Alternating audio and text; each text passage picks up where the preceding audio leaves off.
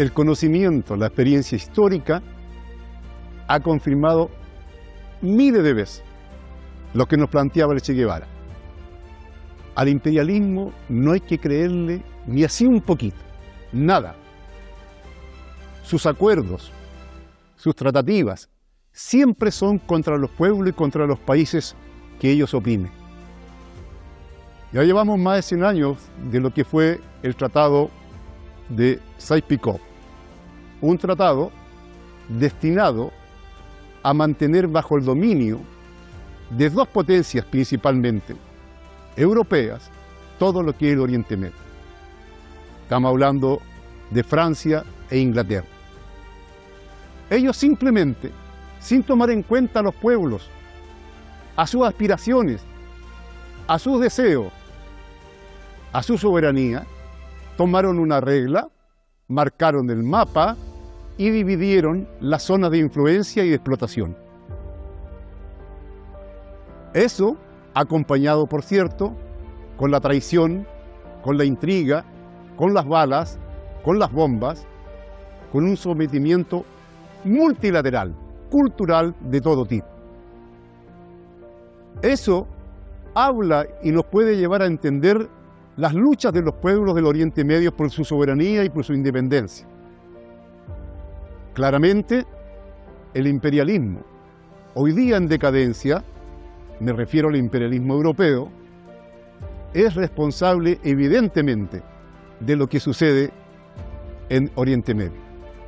El acuerdo Sykes-Picot fue un acuerdo que se realizó a espaldas de los pueblos, en silencio, secreto, pero duró ese secreto un año y medio, porque el naciente Estado soviético lo hizo público, el gobierno de Lenin, ¿no?, en dos periódicos, Izvestia y Pravda. Pero además de aquello, tomó la decisión de renunciar a los espacios que le entregaba para Rusia, ya que esto fue un año anterior, cuando estaba la Rusia zarista, a los espacios que les correspondería en la repartija del Oriente Medio.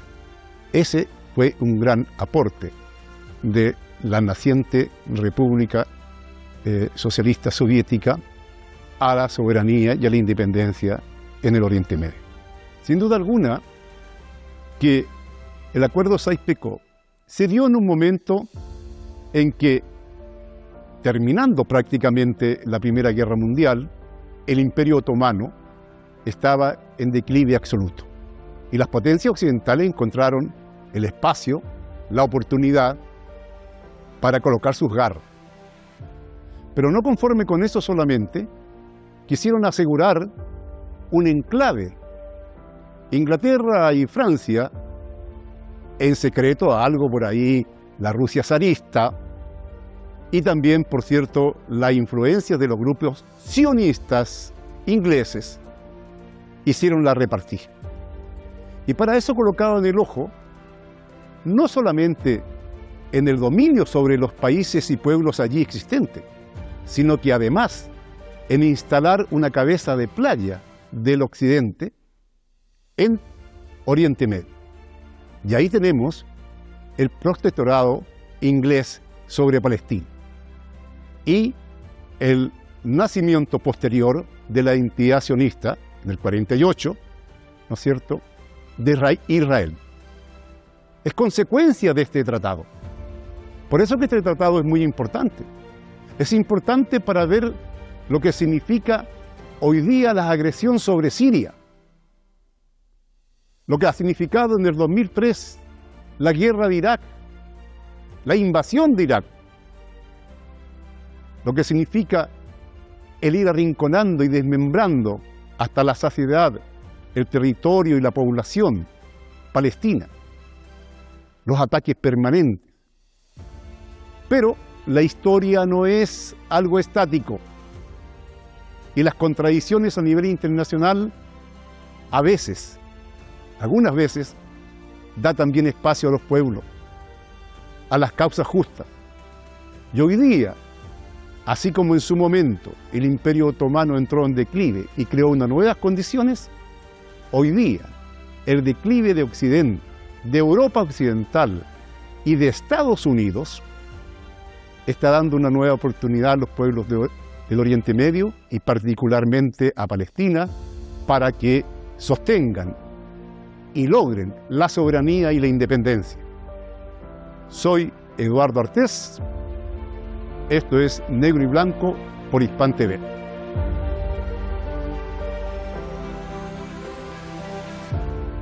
Bueno, estamos con Rodrigo Carmi, académico e investigador del Centro de Estudios Árabes y del Departamento de Filosofía de la Universidad de Chile. Bienvenido, Rodrigo, esto es Negro y Blanco. Un honor estar contigo, profe. No, muchas gracias por estar con nosotros. Rodrigo, las cosas siempre tienen algún antecedente, ¿no? Y tienen una repercusión posterior. Esto de lo que fue el acuerdo Sykes-Picot, ¿cómo ha repercutido en lo que es Oriente Medio hoy día? Y por qué no decirlo en el mundo entero, ¿de qué manera las consecuencias de aquello, ¿no? De aquel acto increíble que ya hemos hablado, ¿no?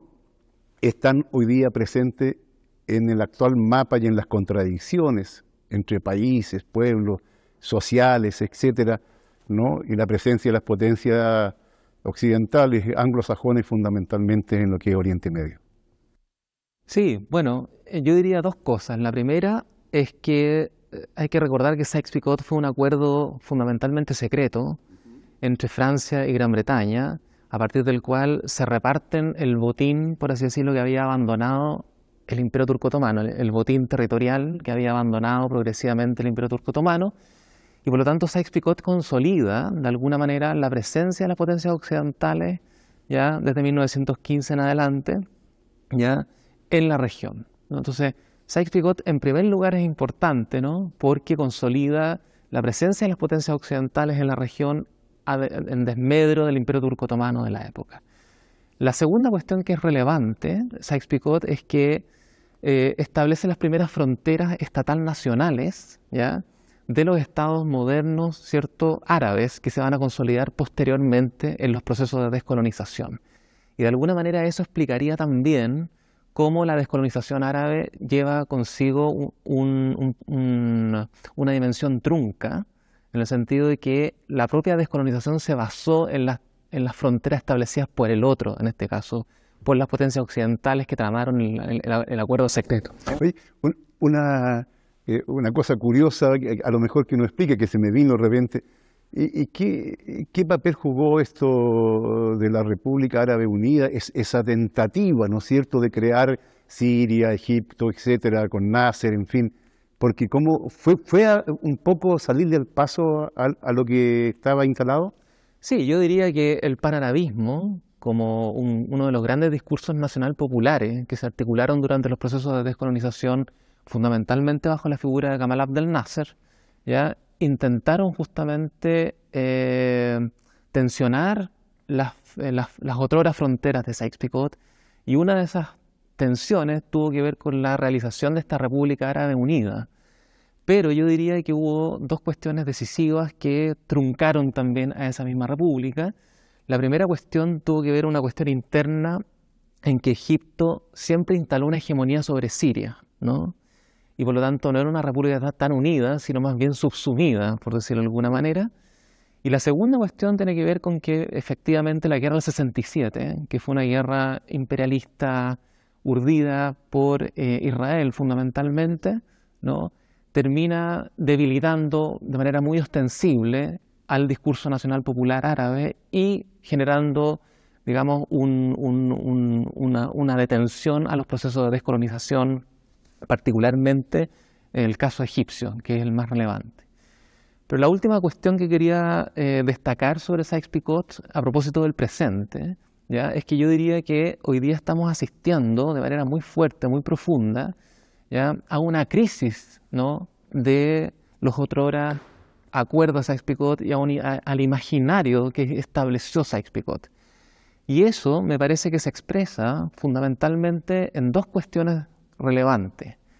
La primera, ¿ya?, en el progresivo retiro, ya hegemónico de las potencias occidentales de Medio Oriente y el progresivo avance, por así decirlo, de otras potencias que comienzan a tener un relieve mucho más fundamental, el caso ruso, el caso chino, en la escenificación de la correlación de fuerza en Medio Oriente. Esa es la primera cuestión. Y la segunda cuestión, es bien interesante el caso del Estado Islámico.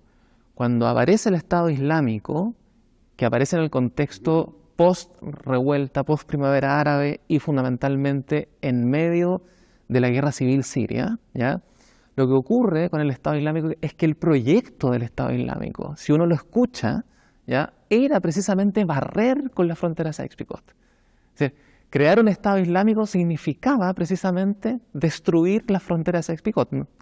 Es una manera, por así decirlo, una manera perversa de mostrarlo a través del Estado Islámico, pero quiero decir, es un síntoma, ¿no?, de la propia crisis, del propio esa es una de las acuerdo. constantes de algunos grupos que toman banderas que podrían ser justa, correcta, para enmascarar, ¿cierto?, un proyecto Exactamente. siniestro y con las características que tenía el Estado Islámico. Exactamente, o sea, un proyecto totalmente siniestro, pero sin embargo, parte de la premisa de que la única alternativa que tiene la región es superar, ¿no?, es mostrar que los acuerdos de Sykes-Picot en realidad son acuerdos agotados, ¿no?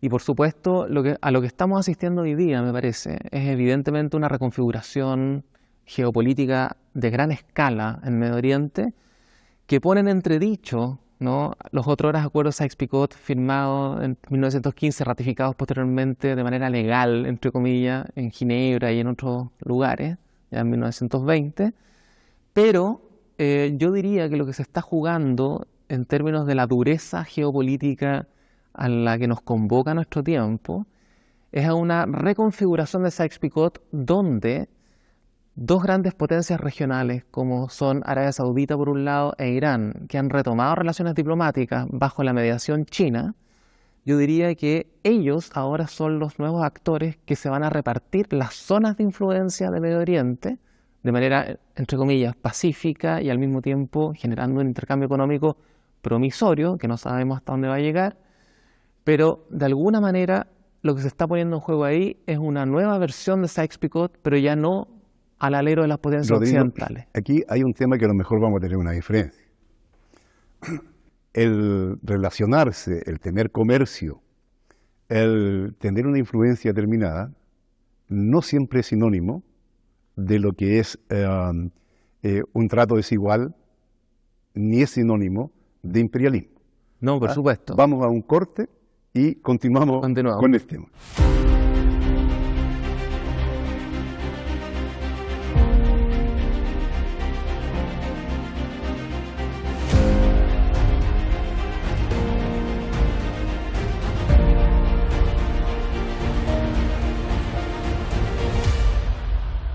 Rodrigo, antes del corte, yo te planteaba que, a mi entender, no podemos tomar como sinónimo de una política imperialista, porque lo de Sykes-Picot fue claramente una cosa injerencista, imperialista, brutal, ¿ya?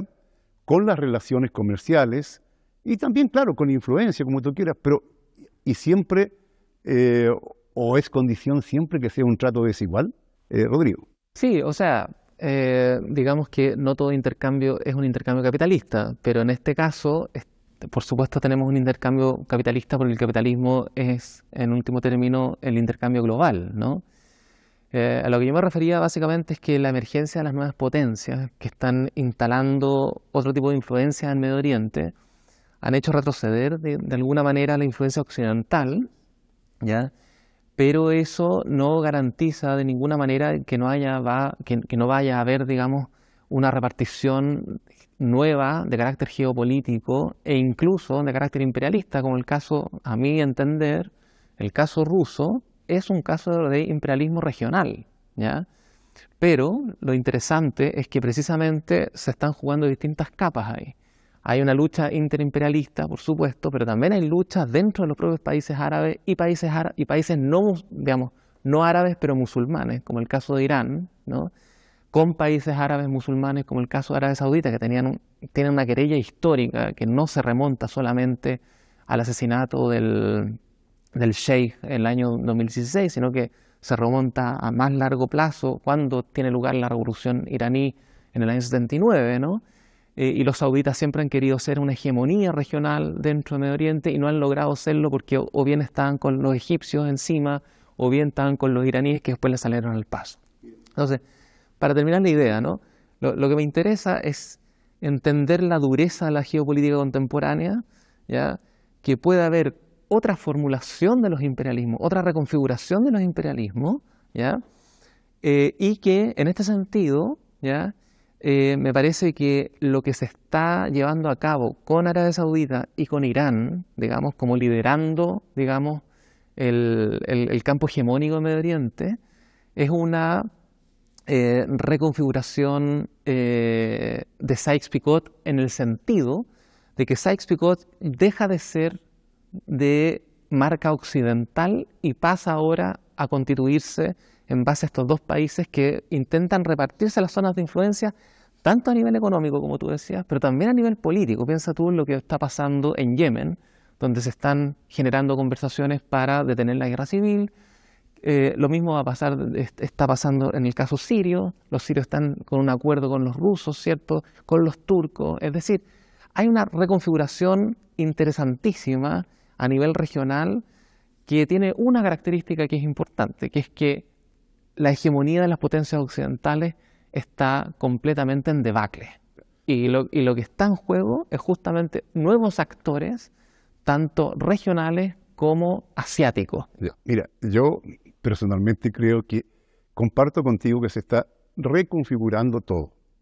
Sin embargo, no estoy muy claro, no comparto la idea de esa contradicción interimperialista, ¿no? Y colocar prácticamente a Irán, Arabia Saudita, ¿no?, prácticamente el mismo papel que podría hacer Francia y la Gran Bretaña con Sykes-Picot. Es que me refiero a que es un papel hegemónico, ese es el punto. Primero ¿ya? eso, ¿no? Inclusive el papel de Rusia, ¿no? Habría que profundizar más sobre eso. Sin embargo, quisiera preguntarte, porque creo que es interesante, un elemento que no tomamos siempre en cuenta. ¿Qué pasa con los pueblos de estos países? Sí, eso es muy interesante. Los pueblos árabes y del Oriente Medio en general, siempre esperamos que digan su voz, que para mí por lo menos es lo más relevante y lo que debe colocarse encima del escenario. No, eso es muy clave en lo que tú dices, porque yo diría que lo que se está configurando es una lucha entre placas tectónicas de carácter geopolítico muy importante, es decir, la emergencia euroasiática por un lado y el retroceso euroatlántico por otro lado, ¿no? En un conjunto o en una miríada de conflictos locales que están dirimiéndose precisamente el modo en que ese gran terremoto geopolítico se está llevando a cabo, ¿no? Pero lo interesante es que en todo terremoto geopolítico, en todo terremoto, lo sabemos bien aquí en Chile, ¿no?, se producen grietas. Y esas grietas son lugares de nadie, ¿no? Son zonas de nadie, ¿no? No son zonas ni del mundo euroasiático, ni tampoco son zonas del mundo euroatlántico. Y yo diría que ahí es donde los pueblos están sacando la voz, ¿ya? Las revueltas árabes del 2011 y las continuaciones de esas revueltas que han tenido lugar en distintos otros países son interesantes por una razón muy clave, que es que no se dan solamente en países pro-occidentales, sino que también en países, por así decirlo, que están bajo la sombra o la protección de Irán, en el caso sirio, pero también en el caso de Irak el año 2019, que tuvo lugar una revuelta, y la revuelta iraquí del año 2019 es muy interesante, porque es una revuelta doble, contra los norteamericanos, para que las tropas norteamericanas se retiraran, y contra la administración iraní que se había establecido, ¿no? Entonces, ahí está la grieta, me parece, y yo creo que los pueblos están hablando, ¿ya?, como un tercer lugar dentro de este dualismo geopolítico que se está profundizando todos los días y que, sin embargo, resulta muy interesante y que puede abrir cosas muy promisorias, particularmente si uno piensa, por ejemplo, respecto a la cuestión palestina. Mira, Antes de entrar en el tema palestino, sí, yo creo que es interesante tu opinión, muy respetable, por cierto, como todas las opiniones. Sin embargo, Rodrigo, yo creo que las primaveras árabes tuvo bastante de invierno árabe. Ya hubo bastante mano y manejo occidental, inclusive tirando al suelo y castigando a regímenes totalmente dóciles de Occidente, pero que creaban un problema porque el mantenerlo significaba exponerse a levantamientos de otras características, ¿ya? Bueno, vamos al caso palestino.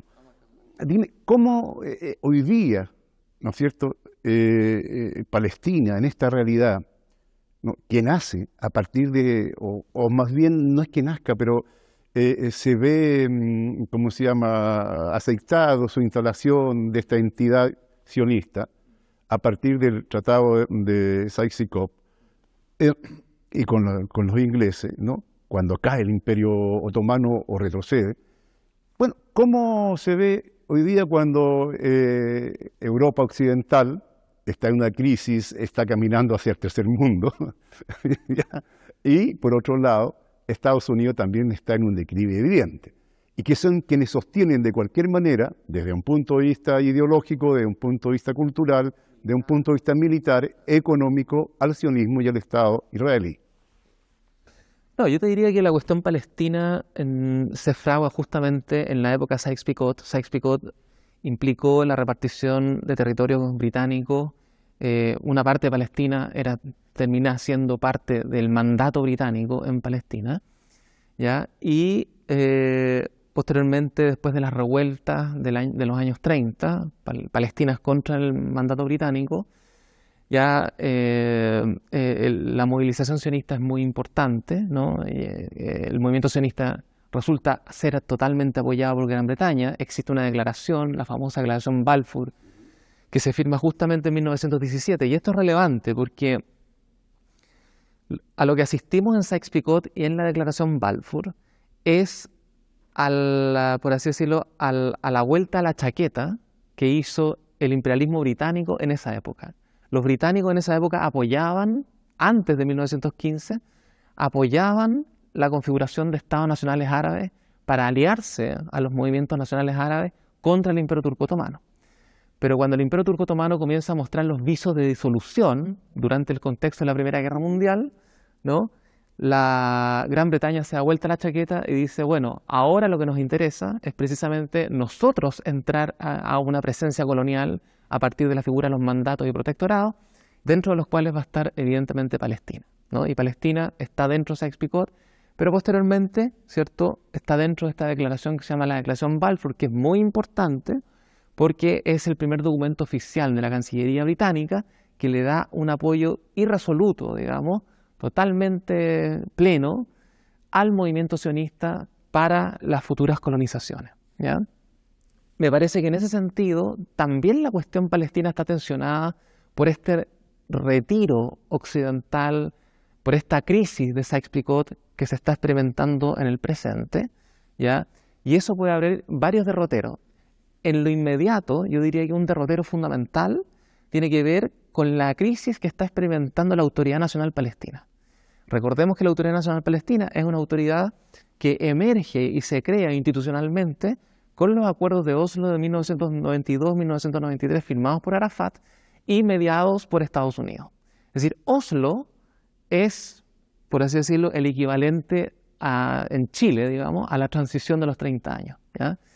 Y eso es lo que está en crisis hoy en día porque la Autoridad Nacional Palestina, que se inventa en ese contexto, ha terminado mostrando su rostro completamente servil a los intereses israelíes de colonización, ¿ya? Entonces, en la política palestina hay una crisis muy interesante que puede tener un ribete creativo muy decisivo, que es precisamente la deslegitimación de la Autoridad Nacional Palestina, ¿ya?, y la emergencia de otros movimientos, incluso de otras estrategias, como por ejemplo la estrategia armada, ¿ya?, para, ¿no?, reivindicar la independencia, ¿no?, y de alguna manera la relevancia de la Palestina histórica en contra del sionismo. En el acuerdo que recientemente firma Arabia Saudita con Irán, bajo la mediación china, fue un acuerdo muy interesante porque precisamente es un acuerdo que deja fuera de juego a Israel, ¿no? Mira, sí, justamente, mira, aquí se nos está, ya estamos llegando al final, pero en un minuto, nada más, termíname eso de Israel, las consecuencias que tiene. O sea, las consecuencias que tiene es que, de alguna manera, Israel quería cooptar completamente a los actores árabes, particularmente las petromonarquías, a partir de los acuerdos abrahámicos. Pero lo que hizo Arabia Saudita con el acuerdo iraní fue justamente salirse de esa posible cooptación, y entonces eso puede tener otros derroteros más interesantes para los palestinos que para los israelíes, porque a los israelíes los deja de alguna manera con manos atadas, a pesar que los sauditas siempre han sido cómplices de alguna manera con los israelíes, pero de alguna manera abre otras perspectivas que hasta el día de hoy no sabemos qué derroteros van a tomar. Muchas gracias, Rodrigo, por estar con nosotros. A ti, profe. Esto es Negro y Blanco Hispan TV. Muy bien. Gracias. Gracias a ti.